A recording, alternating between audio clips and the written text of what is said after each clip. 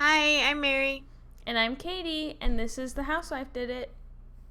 True Crime Edition. Um, all right, so we have the case of Daniel Robinson today. One real-time true crime thing. Um, there's not much. I couldn't find much. But the DA in Memphis dropped more than 30 of the charges against the 5 officers in the Tyree Nichols case. Um, there are still charges remaining, but that's obviously a lot to drop. And so I think like it's still kind of going on. There's something about like a September date. So I guess they'll see about the rest of the charges, but I wasn't able to find like which charges are dropped and which are still going. So that's unfortunate. So, are you ready to dive in? Okay, I will dive right in. Daniel Robinson went missing on June 23rd, 2021, in the Arizona desert. For more than 2 years now, his family has searched that desert and surrounding areas with no sign of Daniel anywhere. So, Daniel Robinson was 24 years old when he went missing. He had moved to Arizona from Columbia, South Carolina, after graduating and getting a job as a hydrogeologist. Daniel was born missing one hand, but he always felt like this was just how God made him.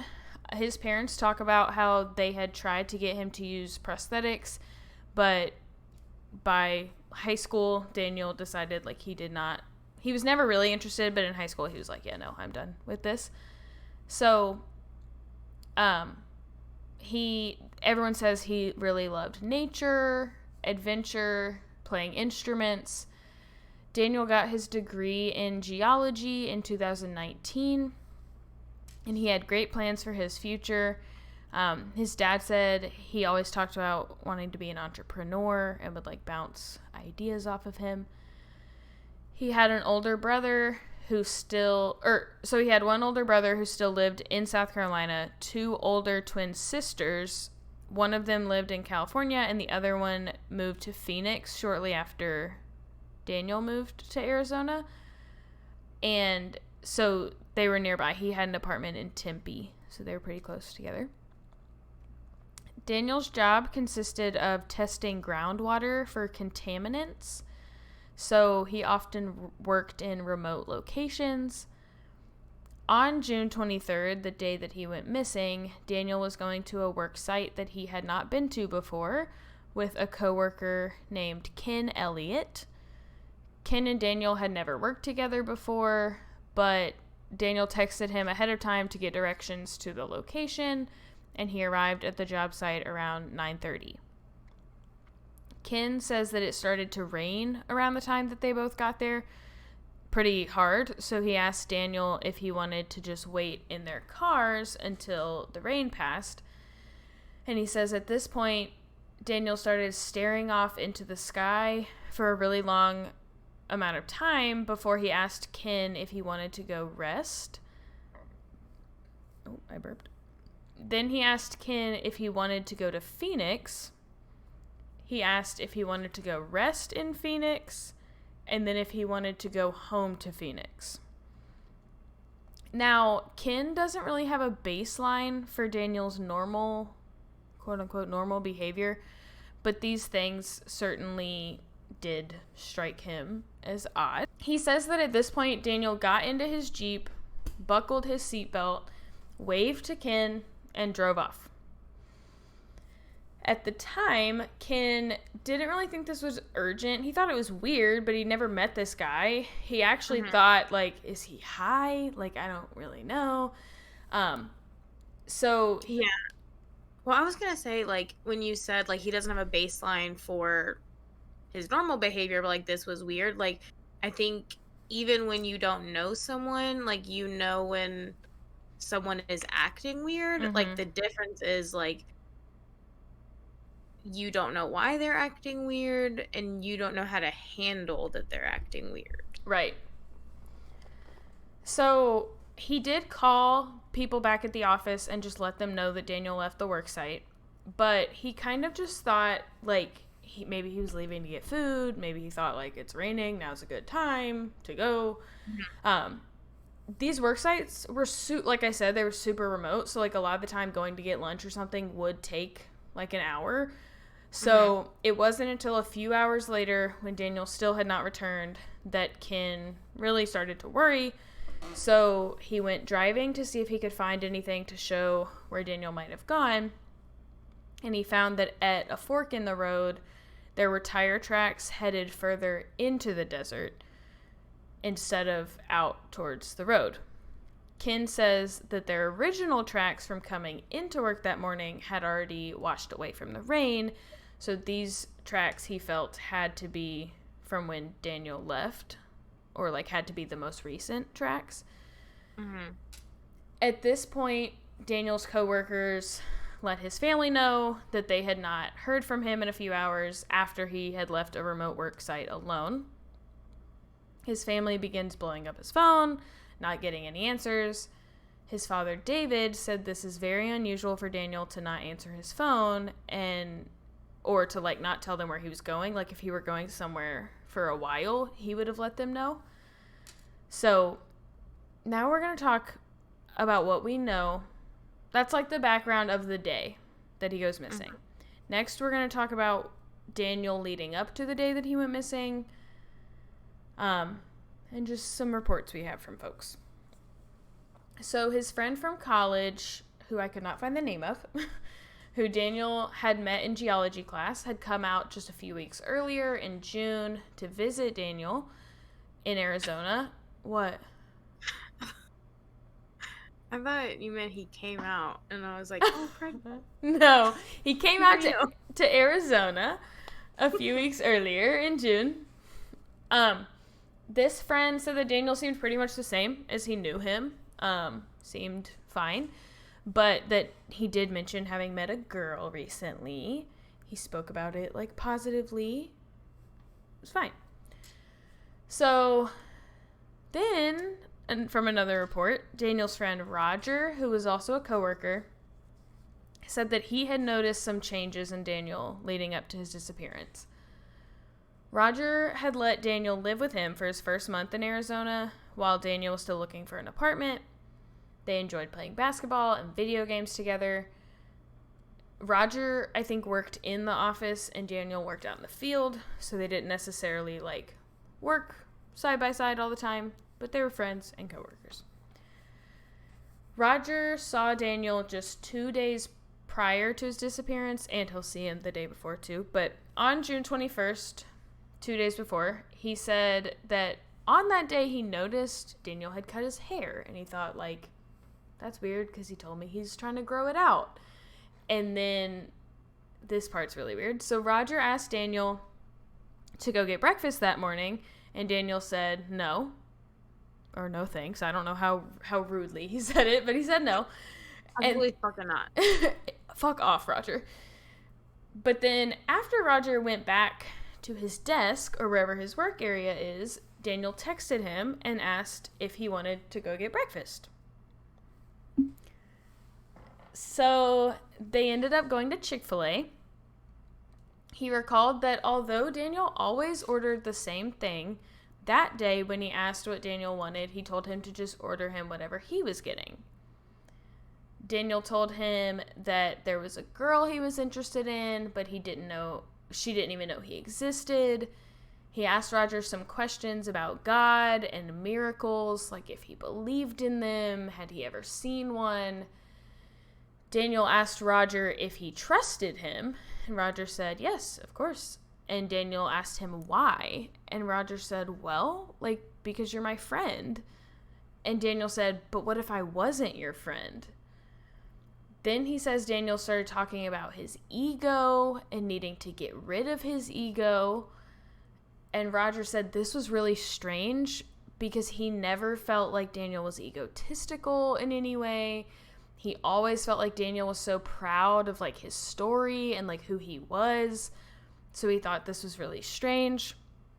He also remembers that on a day like around this time, Daniel had come in wearing his favorite hat that he wore all the time and told Roger, like, I need to get rid of this hat. And Roger said, like, dude, you love that hat. Why would you get rid of that hat? Like, I don't understand. So Roger thought he was behaving a little strange. Mm-hmm. On June 22nd, the next day, Roger and Daniel went to get breakfast again. He said that Daniel mentioned a girl again and asked Roger, what if there was a girl you like, but you couldn't have her? And then he continued on this train about like ego and getting rid of his ego. Are you having any thoughts so far? I think he's having a minty bee. Mm-hmm.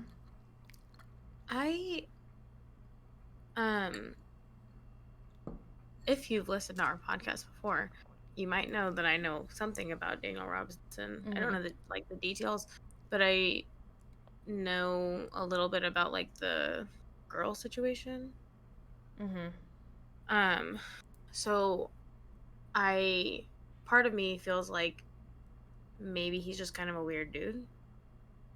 Mm-hmm. But also like I think it's interesting. I don't know. I feel like he's making a lot of like proposals. Mm-hmm. Like, do you want to go rest? Do you want to Mm-hmm. go home? Do you want to go get breakfast? Are you sure you're my friend? Like, Mm-hmm. are you sure you want to be my friend? Like, I don't know. It's just interesting how everything's like kind of coming out in questions. Yeah. And then yeah, I'm not gonna say too much because it's your story, but like I'm trying to think of how that's playing into what I know about his romantic life at the moment. Yeah. Yeah. So on the 23rd, when he heard that Daniel had left the job site and not returned, Roger started calling Daniel with no answer. He went to Daniel's apartment and he wasn't there.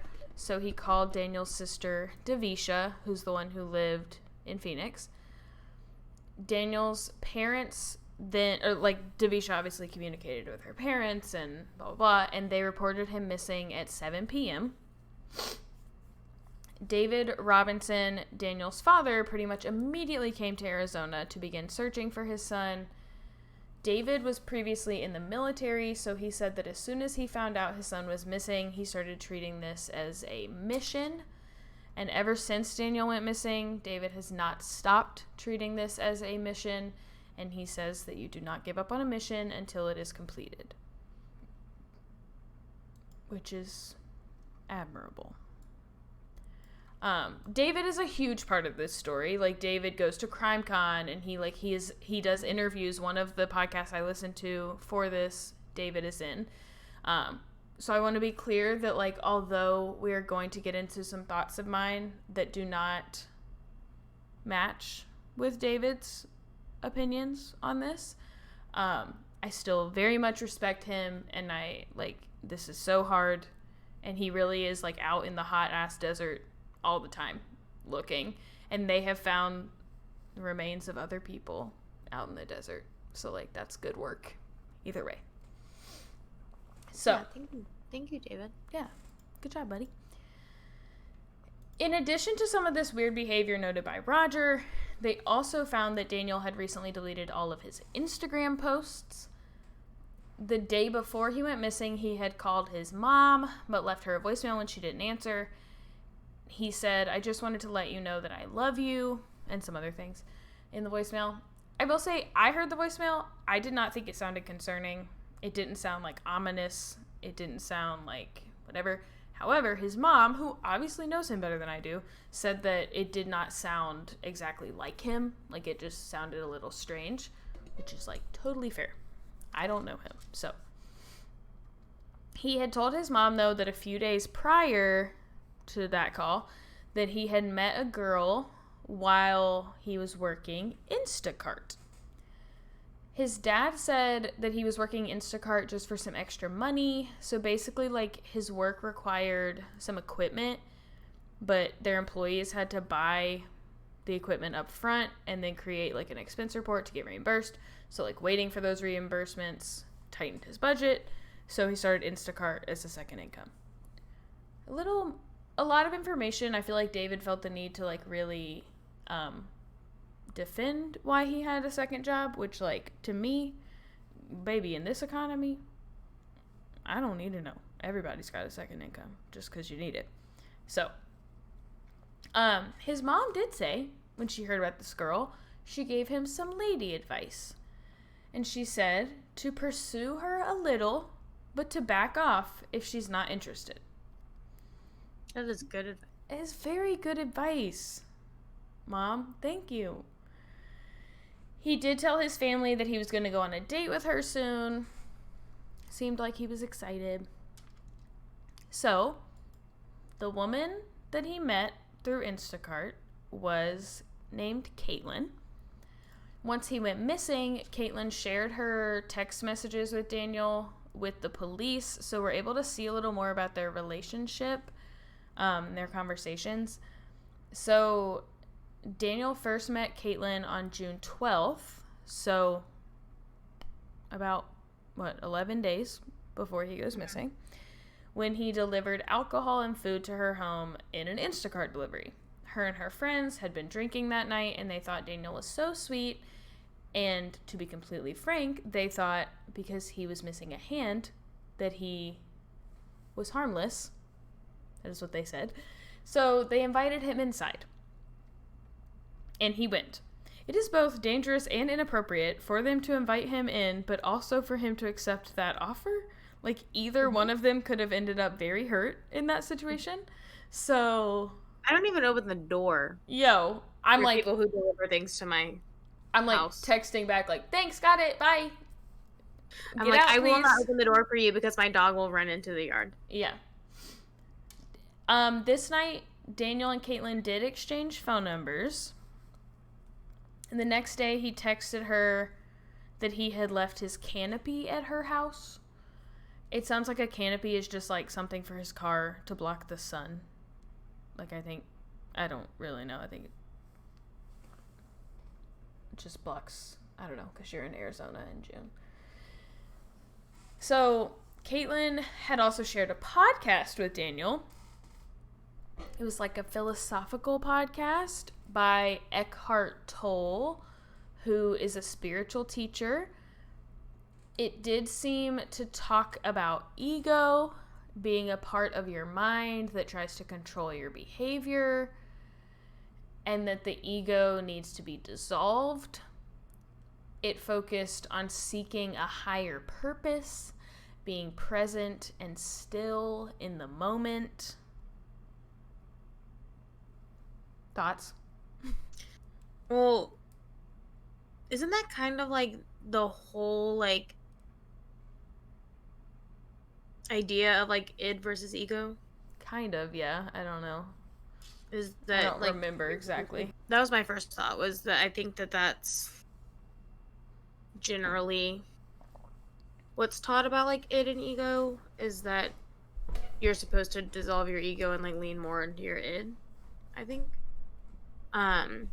But so my initial thought with everything was, like, could this, like, interaction with this girl have gone downhill and have sent him into such a tailspin that he is, like, questioning everything about himself? Like, is he did she say he was egotistical, and now he's, like, really, like, paranoid about it and, like, really obsessive over it? But now it sounds like this podcast was, like, very intrusive for him. Yeah. So I'm going to read you some of their text messages over the few days that they knew each other. I want to be clear, this is not an attempt to make a missing man look bad in any way, But I do think it's important to present all of the facts, and I do think these texts really can help us understand Daniel's headspace at the time that he went missing. And these go all the way up to like the day before. So I think like it's pretty clear. So Daniel texts Caitlin and asks, "Can I come pick it up?" referring to the canopy. Caitlin said, "Yes, you can come pick it up whenever." Daniel replied, "How do I get there again? I can come now or tomorrow afternoon to grab it." Caitlin doesn't respond for a while as she was actually out of town. She then sees on her Ring camera that Daniel showed up to her home, so he did remember how to get there. Caitlin texts him and says, "I saw you on the camera. I'm in Flagstaff and I'll be home later tonight. If you want, I can put it out front by the chairs before I head to work tomorrow morning." Daniel replied with a red heart emoji. And then, in a separate text, he said, "I'm sorry." Over the next day or so, Daniel continued to show up on Caitlin's Ring camera on multiple occasions. Caitlin texted him the next day and said, "Please stop showing up unannounced." Daniel said, "Okay, I won't ever again." She said, "Thanks. I'm looking now and I don't see the canopy in the garage." Daniel replied, "Don't worry, I already have it." To which Caitlin replied, "I'm confused." Me too. Aren't we all? He said, "I did grab it yesterday. I just wanted to tell you I'm sorry for disappearing the other day." Frowny face. And then in a separate message, he said, "I couldn't stop thinking about you." For a slight clarification, David, his father, did say in an interview that Daniel had grabbed it from the backyard where he left it, like had just kind of walked back there and grabbed it because he needed it and he couldn't wait for her response. Which is like, I don't know where it was, but also like it doesn't seem like it's the most urgent thing in the world, and you also don't get to walk into people's backyards without their permission. So on June 19th, he texted, "Can we hang out?" Caitlin said, "I'm not home." On June 20th, Daniel texted, "I love you," and then continued to ask if she was home and if she wanted to hang out. Caitlin said, "Honestly, you showing up at my house unannounced made me extremely uncomfortable. I will not be home today, and I don't see us hanging out anytime soon." Daniel said, "Okay, but do you have any doubt? Either way, I'll have to be okay with your answer." On June 21st, the same day that he was acting strange while getting breakfast with Roger, he texted, "I'm outside your place." Nope. Caitlin replied, a series of question marks, "Please stop doing that. I'm not even home. This is not okay." Daniel said, "I guess not." And she said, "Not you guess. I've told you it is not okay and to not come to my home unannounced." Daniel said, "Are you okay with me?" Caitlin replied, "No, this isn't normal or acceptable." Daniel asked, "What is normal?" Caitlin said, "Making plans before showing up at someone's home, and if someone has expressed that you've made them uncomfortable, you need to back off." Daniel asked, "Do you hate me?" Caitlin replied, "I don't hate you, but please leave me alone." And his final text to Caitlin was the day before he went missing, and he said, "The world can get better, but I'll have to take all the time I can, or we can, whatever, to I'll either see you again or I'll never see you again." Thoughts?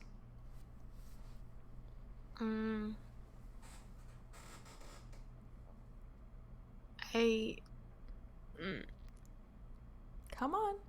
It's all good. I mean, so like when I talked about him on the priceless pizza case, I like kind of hinted that I wasn't like super like like comfortable, Mhm. I guess, with his case because he made me uncomfortable reading the Mhm. messages. Um, and yeah, I don't know. Like I think there are a lot of things that make people do things that they don't realize make other people uncomfortable. Mhm. There are people that like push boundaries sometimes without meaning to. Um, but and apparently he was acting strange according to people that knew him, maybe a little bit acting strange, so people said not. But yeah, I think yeah, regardless of the fact that he is missing, Mhm. hearing those text messages makes me extremely uncomfortable. Yeah. And yeah, I don't like it. Yeah, so I think like the people who said he wasn't acting strange were like earlier in June, and pretty Mhm. much everyone agrees a couple weeks before, um or like the week of, I guess, that he was acting strange to Mhm. like his normal behavior.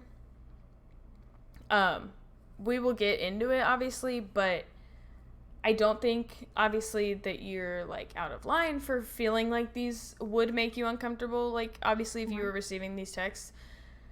But in my humble opinion, like from everything we like hear about Daniel and like the things people said about him, like this was not normal for him. Yeah. That's what I Um was gonna say next. Is it sounds like in that case that this isn't something he would normally do. mhm. The behavior itself is like unacceptable. Right. Like everything she said is true. Yeah. But it doesn't sound like this behavior is who he was as a person. Yeah. And like his friend from college talked about how he had like, and I'll get into this, but like had a very robust social life, that he like really had a lot of friends in college. So like it's not like this guy was just like a creep. Yeah. You know, like he that's like not who he was up until this. So many people have argued that the screenshots that Caitlyn sent to the police may have had some messages from her end deleted. However, the police are later going to be able to corroborate texts from Daniel's phone. So if they were drastically different, I think we would know that. Mhm. Also, she did not have to give them her phone. She just sent them screenshots because she was not like a suspect. So she voluntarily offered these screenshots. Um, but I also think that whether there are texts missing from her end or not, Daniel's texts are proven. And even, I think people are trying to say, like, what if she said, I love you first, Yeah. essentially? But it's like, either way, telling someone you love them when you've only met them one time and it's been 8 days since you met them would be strange. And I think would even be strange for Daniel himself. So even if she had said it first. So I Yeah. don't. And like regardless of anything she said and deleted, she did also send messages saying like Mm-hmm. you are making me uncomfortable. Please stop doing this, and he was still doing it. Yeah. So Daniel's dad does not necessarily believe that Daniel told Caitlyn he loves her. Um, He did. but he did, which Mhm. doesn't mean anything other than Yeah. that. He was acting weird. Like Yeah. we've established, we're not Yeah. saying that your son is a creepy person Yeah. in general. We're saying that he was what's like dealing with something possibly that was making him act strange around the people who knew him and around the people who didn't really know him. Mm-hmm. His family and friends have all said that this behavior would have been very out of character for Daniel, which I would tend to believe. If that is the case, that Daniel is not usually creepy or doesn't usually struggle with boundaries, then it does seem to me that something else must have been going on for him. Mhm. His sister Davisha reported to police that one time recently, before Daniel went missing, he had come over. What? All their names match. Oh, yeah. Um, Devisha reported that he had come over to her apartment one time and was silent, just staring off into space for a long time. Daniel's dad argues that she wasn't necessarily saying Daniel had been acting weird lately, but that the police had asked them if there was anything unusual in his behavior, so they were like trying to think of absolutely anything they could. Mm-hmm. But this does not necessarily mean that his behavior was like overtly concerning to his sister. And I do understand what he's saying. Like, y'all are asking me to think of something weird, so I'm trying to name anything I can. But then I think to him it feels like they used that against him and said, like, oh, he was just being weird, so we don't need to look for him. And, like, whether he was being weird or not, like, he deserves to be found. Yeah. So, like, that's not debatable. But I think that, like, it doesn't really change the fact that this is something that Devisha reported and that it is noteworthy. Mm-hmm. So, Daniel's family came to Arizona to help search for him, and they were able to get into his apartment to look for any clues. And they said that his apartment was a mess. Daniel's brother says that Daniel wasn't necessarily the most organized guy, but that his apartment when they went there was dirty. Like, dishes all over the place, like even on the floor. They said that it was like grimy. His family feels like he must have been really going through something. Maybe depression, maybe a heartbreak. They are not sure. They did hear soon after he went missing, they received a report of someone fitting Daniel's description at a grocery store in a nearby rural town. The person who saw him said that he did not look homeless. I don't really know what that means, but they said he did not look homeless, but that they were concerned enough that they went up to ask him if there was anyone that they could call for him. I will say I find this weird. Yeah. Like, you just walked up to some random person in the grocery store just because he's alone. Like, he's not... It's fucking rude. He's not 15. He's 24, so he's a grown man. If he fits his description. Like, I don't really... Unless... I don't know. But they said that this person said to them, I'm just on a journey right now, and declined to have them call anyone. It sounds like something he would have said. The police later confirmed that it was not Daniel. Mm-hmm. I know. I think that's a little sussy, too. I'm like... Also, well, in line with everything else he had been saying. Yeah, and when they say fits his description, I'm like, fits his description except he had both hands? Or was this guy missing his right hand? Exactly. Because I feel like then that was probably him. like I know there are several people sure in the world with limb loss. But right there. But like in the area, the same kind of limb loss and other matching descriptions and using words that definitely sound like things he had been saying. Yeah. Come on. David, Daniel's father, was conducting community searches pretty much right off the bat. The police and the family's private investigator were still looking into things, although the police did offer to David the possibility that Daniel may have left on his own accord. He did not like that. I'm sure he didn't. About a month into this... Yeah. I mean, who would? Right. I wouldn't. Yeah. About a month into the case, on July 19th, a rancher found Daniel's Jeep Renegade flipped over in a 20-foot ravine on his property in the desert. It had been crashed 3 miles from Daniel's work site. The airbags were deployed and the sunroof was kicked out. Being only 3 miles from the work site, could Daniel have walked back? Maybe not in the June Arizona desert, but I don't know. So they found all of Daniel's belongings inside: his phone, his work backpack, as well as a case of water still full of water bottles. His clothes were scattered around the Jeep in a fashion like they were being taken off as someone was walking away from the Jeep.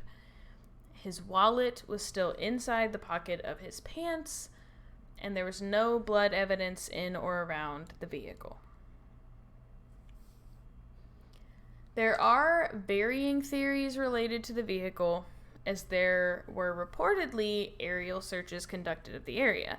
Yeah, I was gonna say, how do you not find it 3 miles away for a month? So, some people believe, like David, that the vehicle was placed there afterwards. Some wonder if the police just never did the aerial search when they claimed that they did. And others wonder if it's just possible that they really missed it. What color is the Jeep? It's like blue, but it's like that sandy kind of blue. I'm like picturing our mom's Jeep, which like Oh yeah. I might miss it in the desert. Well, it's also like I don't know exactly. There's pictures from the sky of the Jeep, and you're like, how would they have missed that? But it's also like I don't know how high up the aerial searches were. Like once they took the picture, it was when they knew it was there, so they could have gone lower. Like I just don't really know. Like in my mind, it is possible that they missed it, but I don't know. So the Robinson family PI, who is also a crash reconstruction expert, You're gonna say something about Crash Bandicoot. no, says that he does not believe that this crash is consistent with the desert terrain or with the data that will be pulled from the crash data report from the vehicle. The data shows that the car was traveling between 26 and 30 miles per hour up until 5 seconds before the airbags deployed, and that the brakes were never hit. This PI conducted a speed test, which just means he drove what I'm assuming was a similar vehicle through the same terrain, and he claims that he couldn't get the speed above 20. My question is, what is couldn't get it above? Like, if someone were recklessly driving, someone who just told people, I may never see you again, someone who may not be in his right mind was recklessly driving through the desert, he might get to a higher speed than you who does not want to die. No? I'm thinking of like I don't know. Maybe we should call our mom in on this and get her opinion. She would love to give her opinion as a Jeep owner on this podcast. But I think that like even all-terrain vehicles in certain terrains cannot get above a certain speed because of what it is, like the friction it's putting in their tires. So like I think that does make sense. I also think the way you said makes sense. Like the idea that like you can bite through your finger like a carrot. Right. Who's gonna try? Yeah.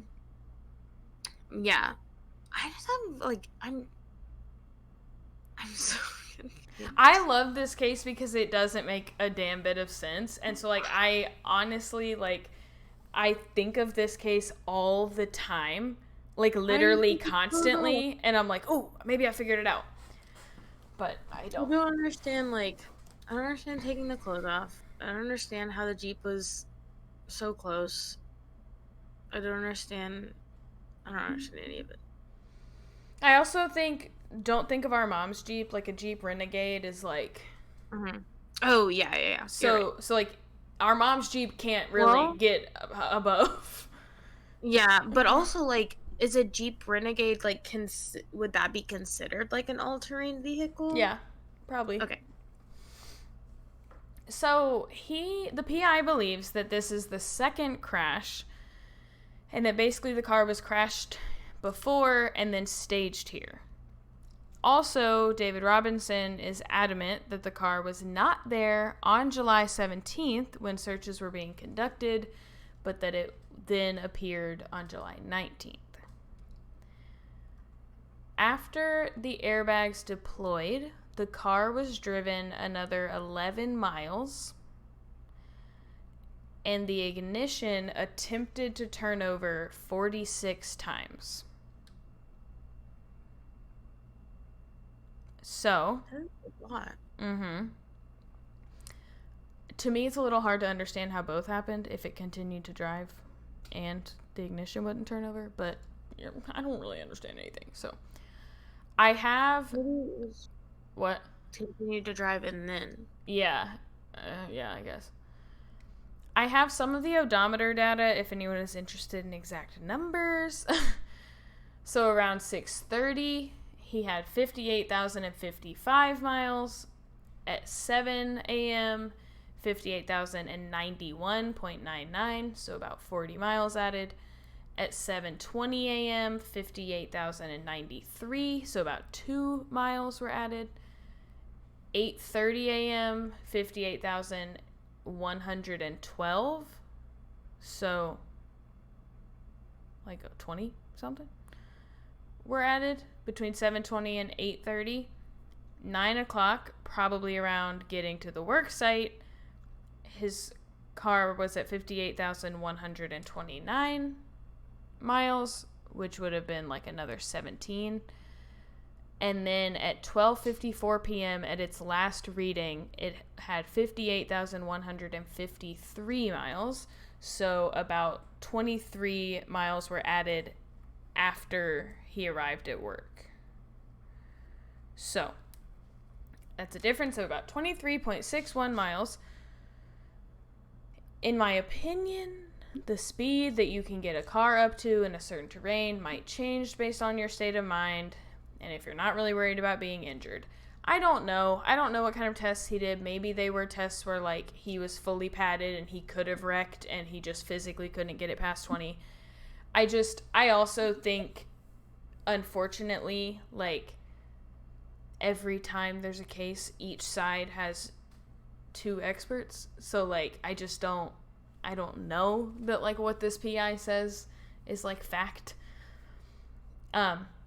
Of course, the police have another expert review the data from the crash report, and he says that the additional 11 miles are perfectly normal, and that they spoke to someone at Jeep who said that these type of inconsistencies happen all the time. In September of 2021, the country went wild trying to figure out what had happened to Gabby Petito, and people started pointing out the discrepancies in the coverage of missing people of color versus that of Gabby Petito. All right, any thoughts before I get into the possible theories? I don't know. I think this one actually, like, stumps me more than Bryce Loves Pizza does. Mm-hmm. Just because, like, I think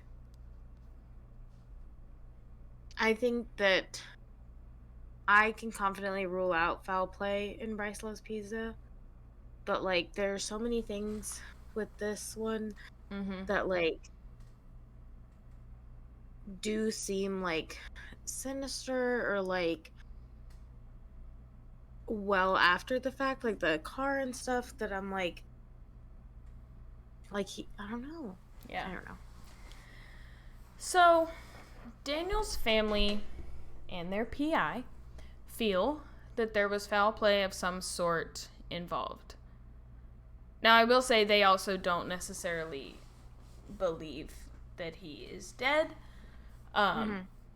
When they do their searches and they find bones, Daniel is like, or any remains, David is very, like, with bated breath waiting to find out that they're not Daniel's, which is, like, of course, he wants to find him alive. So I think they think that a lot of things are possible. They think maybe he wrecked his vehicle, and while trying to escape back out of the desert, he was shot or hurt in some way. They've talked about, like, people hunt out there, the cartel. People hunt in the desert? Or people, no, not hunt, people, like, target shoot. That's what it was. Oh. They hunt snakes, I guess. But, yeah, the people are shooting out there a lot. And then they've mentioned the cartel. They basically think that the perpetrators, maybe after hearing of this case, decided to plant the vehicle, like, that they had, like, taken his vehicle, I guess. And then that they decided to plant the vehicle somewhere to make it look like an accident. Mm-hmm. Some, mostly online sleuths, believe that there is foul play, but also a cover-up involving the police and the groundwater company that Daniel worked for. Apparently, the groundwater business is, like, very scandalous, and they think, I don't know. I will not mock, but I don't really understand that one. But so then there's an accidental death theory, which I feel is always incredibly possible in the Arizona desert in June. Some argued that he could have hurt his head in the crash. Even with no blood, he still could have gotten a concussion. Maybe he wasn't able to think about the fact that he had water in his car, or was close enough to have walked back. People think maybe a head injury could explain why he removed his clothes. I disagree. Perhaps he thought this would help him stay cool. Like, maybe he thought he was overheating. Although his clothes are being dropped right next to the Jeep, so I don't know that he would have, like, had time to overheat yet. Mm-hmm. But it would not take long to overheat or dehydrate in the desert. There are also wild animals, people shooting guns, apparently cartel groups, and other dangerous things happening. So there's any number of accidents that could have occurred. Mm-hmm. He also could have wandered further into the desert after his crash, whether on purpose or not. The desert all looks the same. He could have just walked in the wrong direction, and then faced a similar fate of an accident. So, or just dehydration, even. Mm. Then there's the theory that I will be clear that the Robinson family is not in favor of, which is that Daniel was suffering from some sort of mental illness at the time of his disappearance. And I mean no disrespect at all when I say that this seems the most likely to me. Mm-hmm. There's no shame or blame to go along with the possibility that Daniel could have been sick. For example, the average onset age of schizophrenia for men is between 20 and 25. And the average age for bipolar disorder in men, which can be accompanied by psychosis, is also around 25. And Daniel was 24 years old. Mm-hmm. His family vehemently denies that he has ever shown signs or had a history of mental illness. However, if this is the start of his illness, they likely would not have seen signs of this before now. No. I do think that his behavior leading up to his disappearance could be symptoms of an illness. Mm-hmm. Within a week of knowing Caitlin and only having met her one time, he's telling her that he loves her. It seems to me that he has created a relationship in his head that does not exist when he says, like... It could also be viewed as, like, manic. Mm-hmm. Yep. Like the intensity of it. Yeah. The, like, going into someone's house even and, like, taking everything they tell you. Like, oh, I'm going to listen to the podcast she gave me and, like, listen to it fully. Like, that. Yeah. I think, like, again, everyone acknowledged that the way that he spoke to Caitlin was very abnormal for him. So it seems to me in line with a first break of psychosis. Daniel's family and friends, like I mentioned, talked a lot about how he had a very, like, robust social life in college and that he was outgoing and he was confident.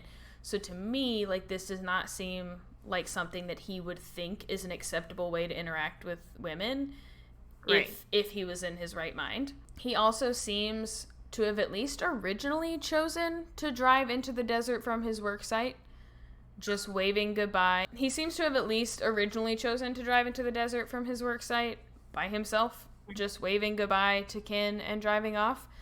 This does not mean that he planned to go for a long time or that he planned to complete suicide, but I do think it is strange behavior in and of itself to feel like you should drive further into the desert in June.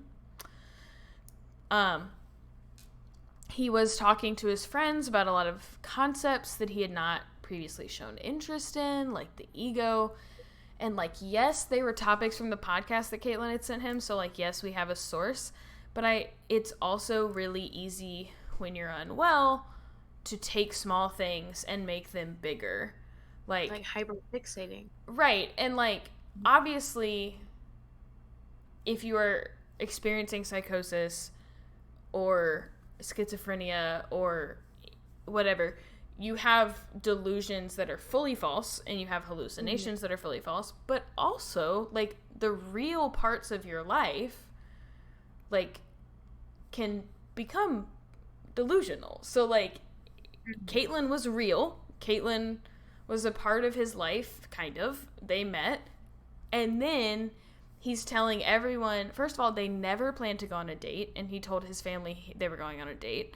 So it's also possible that he could have just been lying to his family, wanted them to think he had a date.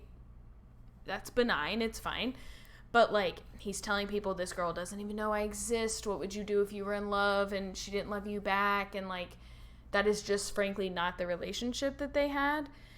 Right. So I think, like, a lot of this stuff, he hears one podcast about ego and he's like, I have to completely overhaul who I am as a person. And I just, yeah, to me, like, that would be the theory that makes the most sense to me. If you tell me something else happened to him, if we find out something else, I would not be shocked. But given what I have, that's my thoughts. Your thoughts? You have a theory you land on? I agree. I think that is the most likely. Like, the car thing really stuck me. Even, like, the clothes, like, kind of stumped me at first, but I think that, like, not in a foul play way. Like, I think he did take his own clothes off. I just don't really know why. Well, but I think the car thing really is confusing to me. Yeah. But I do think, like, even if it was foul play, like, I do think he was in the beginning stages of, like, some sort of mental health crisis. Whether it was, like, the onset of a mental illness or just, like, a mental breakdown. Yeah. Like, he was, I think, mentally unwell. And again, I'm not saying that that's who he was as a person. Yeah. And I'm not, and I agree that there shouldn't be, like, shame in that.